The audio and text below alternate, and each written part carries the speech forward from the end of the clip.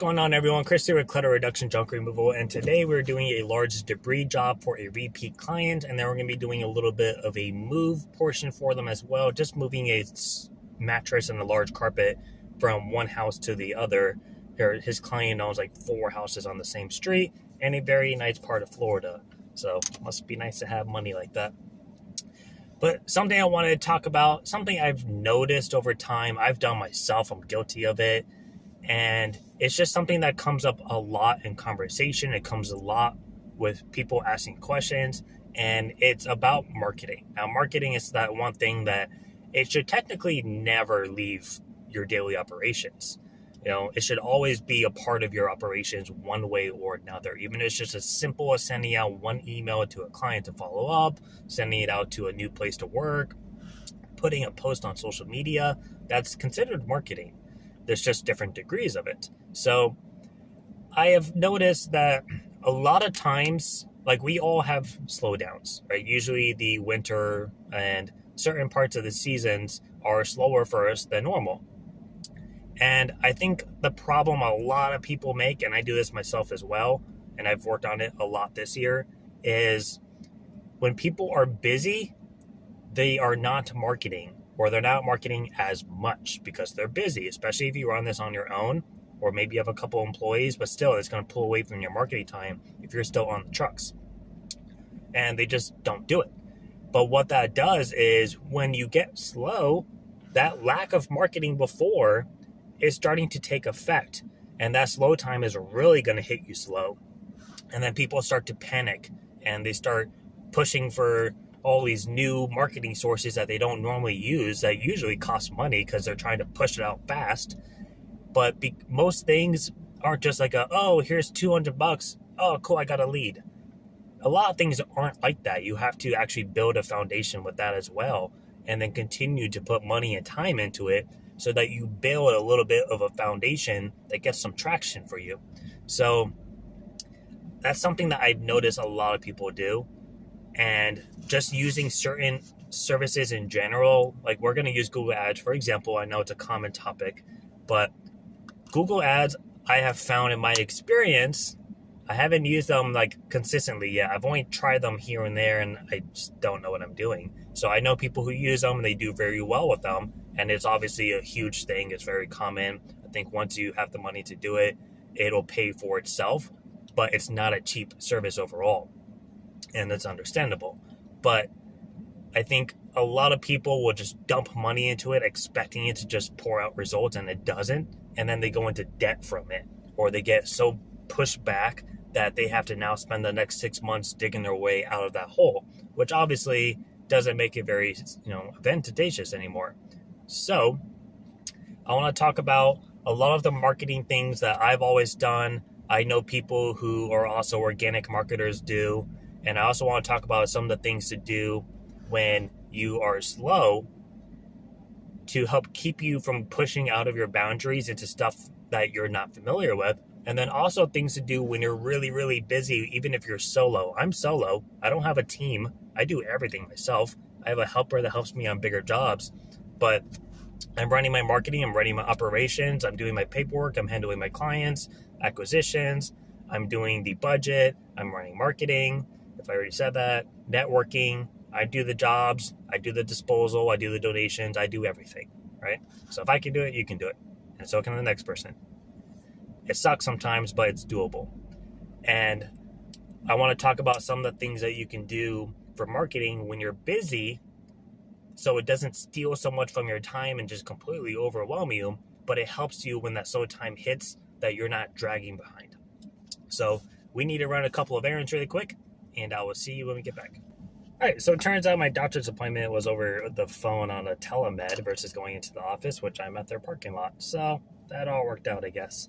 And then we just got a call from somebody from a senior living facility to go back. I was just there yesterday. They want me to move stuff within their memory care unit, which I talked about in the last video if you want to go check that out, to see why the memory care side is not a fun side for moving. So we're going to be going there shortly, which means we're going to do this video right now. So I went ahead and wrote down what I want to talk about. So with the organic marketing options, the only things you're really paying for other than your time and fuel to drive around is marketing materials. like cards, flyers, yard signs, door hangers, promotional projects, stuff like that. Now, there is a website that everybody typically knows about. It's called Vistaprint. I used them for the first 2 years of my business. They are not the cheapest, but they have a large variety of products. There is a website that is much cheaper. They're based in Texas. They do free shipping, and they price match if you can find something cheaper from a legitimate business, called UZ Marketing. I have a link in the description below that would take you there, and you can check out all their fun little stuff. So I use that now for my business cards, flyers, card magnets, and yard signs because it is 10 times cheaper than Vistaprint. I think to get 1,000 business cards from Vistaprint is like $129. It is $28.06 at UZ Marketing. So food for thought. But we're going to talk a little bit about just general organic marketing, with the exception of promotional material that you're going to have to buy. But in comparison to things like Google Ads, it is pennies on a dollar. And then we're going to talk about a few things to help do when you are busy to help keep you from getting overwhelmed. Basically stuff that you can trickle in to your everyday operations. So the first thing is probably the most common, and that is card and flyer handouts. So if you are going to storage units, you're going to apartment buildings, senior living facilities, real estate offices, you're going to office buildings, you're just talking to the property management, the manager, or the executive director, or the property manager, and you're just introducing yourself and your business and asking if you can leave behind business cards and or flyers for their customers or residents. That's all you're doing.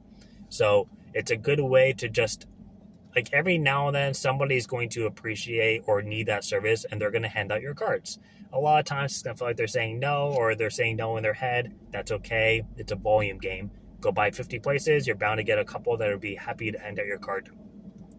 The next thing is to seek out a vendor position. So a vendor, VENDOR, is a position where you are the preferred service, right? They're going to prefer to use you first if they themselves need junk removal, but they're also going to be first to recommend you to their residents. And that is a powerful position to be in. Now, with this, you usually have like a net 30, 60, or 90, which means if you do a job, they're going to send you a check within 30 days or sometimes up to 90 days.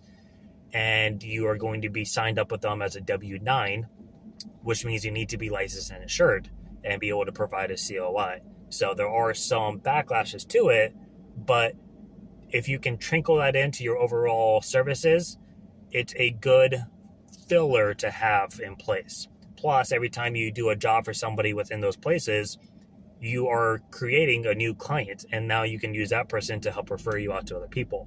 Every client you have is essentially a networking tool in general. So don't discount it if you're able to provide those factors. The next thing is social media. Now, I think Instagram is more for show unless you're able to connect with local businesses, but Nextdoor and Facebook should be your main two things. Post on there. You don't have to go super crazy posting 100 times a day because people are probably going to get tired of seeing of you. But if you can try to post at least every day or every other day, try to throw out some informative tips and engaging posts, maybe like a poll or a multiple choice quiz or something, and try to get people to comment back on your post or to share. You can say, hey, if you share this with your friends, we're going to be picking one person to give 20% off on their next junk removal. All you're doing is exposing yourself to other people. And I like to use the groups on Facebook, like my local city groups, run through those posts every now and then, look for people looking for junk removal or moving services, really any services. If you know some people, if someone's asking for a roofer, comment the roofer's name and say, by the way, if you ever need junk removal yourself, we have a business.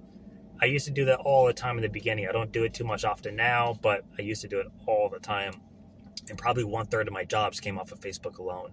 Nextdoor is also very helpful. Nextdoor, I probably wouldn't go super crazy with because you will get blocked if you're not claimed as a business page. But I would just post once or twice a week, maybe throw out some informative tips to help people out. I find it helpful to post recycling tips for hazardous material that we don't take. So I'll mention where to bring a fluorescent light bulb, or where to bring wet paint or chemicals or pesticides, herbicides, all that stuff I don't normally take with my hauls, I'll comment down tips of where to go, who to call, link the website, link my website, and people will like it and share it and comment and then direct message me asking me more questions. And all that's doing is putting myself in a position to then advertise myself. The next thing is yard signs. So yard signs are going to cost a little bit of money up front, but you can typically get 100 yard signs for a little under $300 at UZ Marketing. Now, check with your state statutes. Just Google whatever state you're in statutes, look at your city and your county, and make sure that yard signs just aren't completely prohibited. They're pretty frowned upon anywhere you go, but there are places where if they catch your yard sign, they will fine you for it. Just right off the back, they're not even going to bother taking it out and throwing it away and just deal with it because it's a common thing. They'll just directly fine you for it. So check with those. Just know they're frowned upon everywhere. Keep it on public property. Keep it in places that aren't going to obstruct views of traffic, and you should be okay. But I would check with your state and your city and your county to make sure you're not going to get fined right off the back. Otherwise, they're great because one yard sign is going to be seen by thousands of people as they're driving or walking before it gets taken down, and all that is just exposure. The next thing is truck branding. So this is something I used to push for a lot in the past. I don't do it too often the last few months because I've been pretty steady with business, but I used to do what I call ghost routes. Essentially, you're just kind of picking a specific route to drive your truck and trailer or your truck around, as long as you have some kind of decals or visuals on it. You just drive it around to busy areas, plant yourself for 15, 20 minutes, drive to the next place, drive up and down your busy roads. Every time you're stopping at a red light, you are a massive billboard sitting in front of 15, 20, 30 people who are bound to look at your vehicle and say, junk removal. Maybe I might need that. Take a picture or write down your phone number. Or if you don't want to drive around and use up gas, go by your local Home Depot, your local Lowe's, or a really busy plaza, mall parking lot, or even a busy gas station. Just park out and just hang out for 15, 20 minutes. Maybe do social media on your phone while you're sitting in your truck, or go look around inside or something. But now everybody who's there, it's just seeing a giant temporary billboard that's free to have. So truck branding can be very powerful. Door hangers. This is something I actually personally don't do myself because there is a ton of HOAs around me and it's just too much to really push for me. But if you don't live in an area surrounded by HOAs, door hangers can be a great tool. They're pretty cheap. Again, UZ Marketing is super cheap to buy them from. Design them however you see fit. I would try not to over clutter them with information. Try to keep it simple to the point. Maybe throw a coupon on there. But go by neighborhoods and just go stick them on people's doorknobs. Don't do it. Do not put them in the mailboxes. That is illegal. Don't do that. But you can go up to the doors. I try to avoid the ones that have a Ring doorbell or where I can see the person in the window. I just go to the next house because I personally don't have the confidence to get rejected on the spot like that. But just go stick them on their doors and walk off and go to the next one. And then the next thing is business and commercial introductions. So what I'm referring to this is essentially go by your local gas stations, go by your local small business stores, go by your local retail stores, local restaurants, office buildings, people who do trades like a marble warehouse or a carpet warehouse. Go by and talk to the manager and just say, hey, we're a local junk removal business. If you ever have a overflow in trash, maybe around the holidays, maybe your compactor breaks down, you have a shitload of boxes that you need to get removed, or pallets, if you have a collection of pallets that the guy's not coming by to pick up fast enough and it doesn't look nice having it outside your storefront, we'll come by and grab it for you. All you're doing is introducing yourself. Or maybe they may know a business that could use junk removal and they'll refer you out. But just go there, just like the giving out cards and flyers, introduce yourself, introduce your business, how you can benefit them, how you can be a problem solver for their solutions. And that's all you're doing. You're just asking to leave behind information and just introducing yourself. I did my first gas station junk removal like 2 months ago. I've never been to a gas station before. I've heard Sonoma Strong talk about it. And I'm like, I think I went to one before and talked about it. And the guy was like, I have no idea what you're talking about. And I was like, all right, I just need this Red Bull. And I left. And I never tried it again. And then I got a call because they had debris just all along the perimeter, but the city was fining them for it. And they had like X amount of days to get rid of it, and it came down to the wire. And it was like a $700 job to pick up a bunch of debris that I'm able to back my truck right up to. And it was like a pretty simple process, but I see it all the time when you go to gas stations. So something to keep an eye out for. And then the next thing is something that should be the first thing you do when you open a business, but it is to network with your friends and family. If you have a Facebook page, post on Facebook, hey everyone, just started a business. Or hey everyone, I have a junk removal business. Just wanted to, ask you guys to share it with your friends and family. If you have 200 friends on Facebook, let's say 50 of them are local to your area, say, hey, all local friends and family, do me a favor and share this post to your page. So that way we can help build exposure for my business. That's all you're doing. Your friends and family, though they may not seem like they're usually the best at networking you, they should be able to push that out at least. And hopefully you'll get somebody, who's a city away that sees, oh, I know Jason. He's really cool. Oh, his younger brother has a junk removal business. That's cool. We're moving soon. I'll have him come pick up that old couch we don't want anymore. That's all you're doing. And you can do that every 6 months, once a year when you first start, whatever.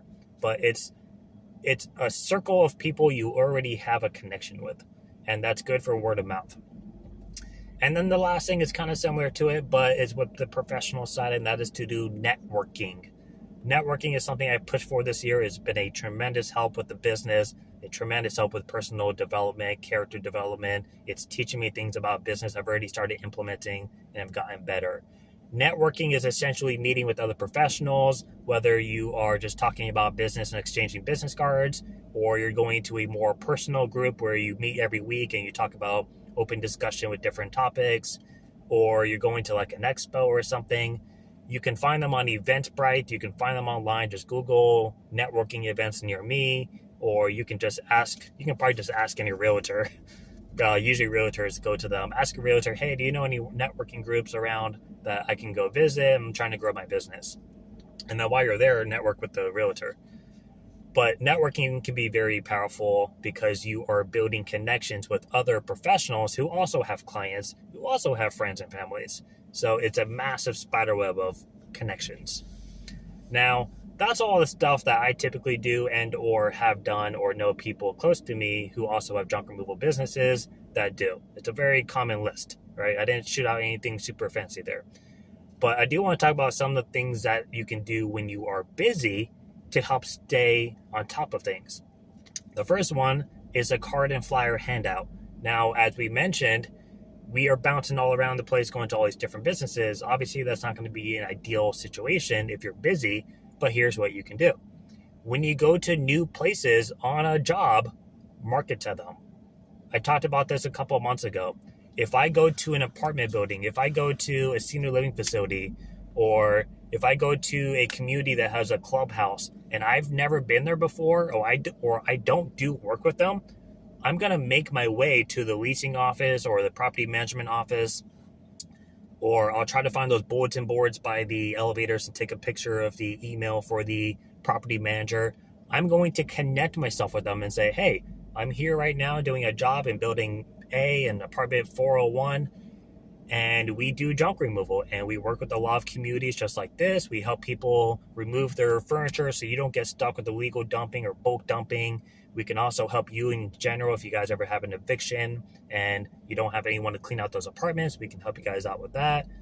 And just ask if you can leave behind cards. Say, if by chance you have a vendor position available, we can provide our insurance and our license just to kind of show that we're legitimate, and we can set something up that way. Or worst case, here's my business card. But you're already in.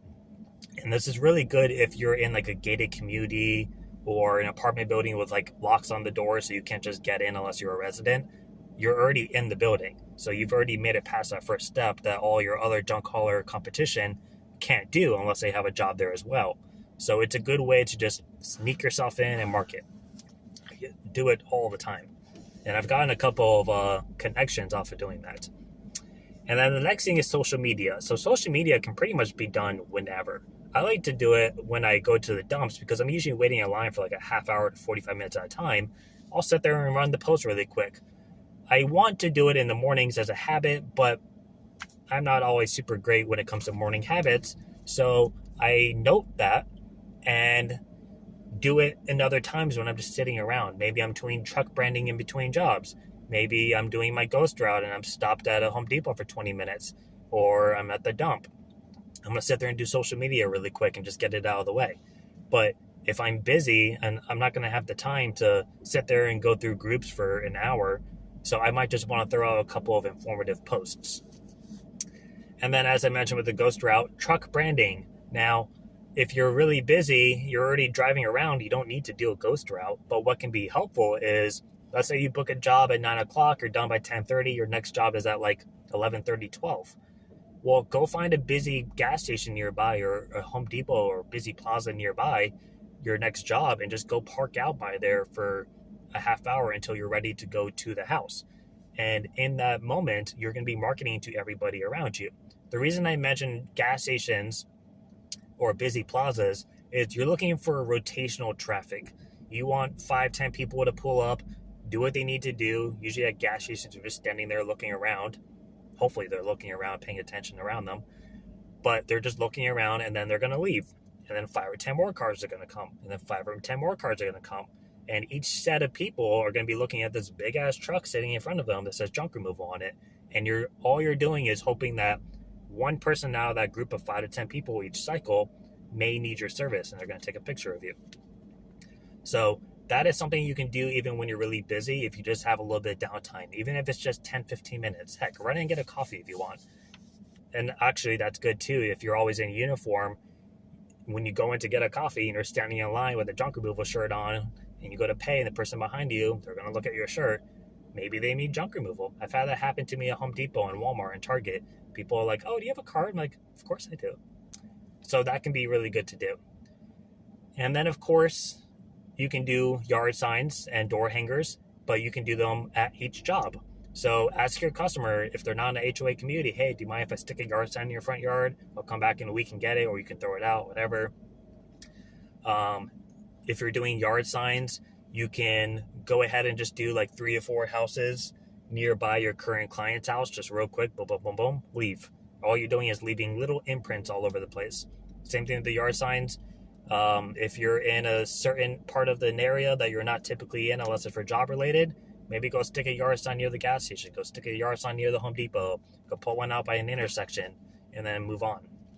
And then, of course, when you're busy and you're slammed and you're posting all the time and people are like, oh, wow, looks like you've been really busy, ask your friends and families to share your posts.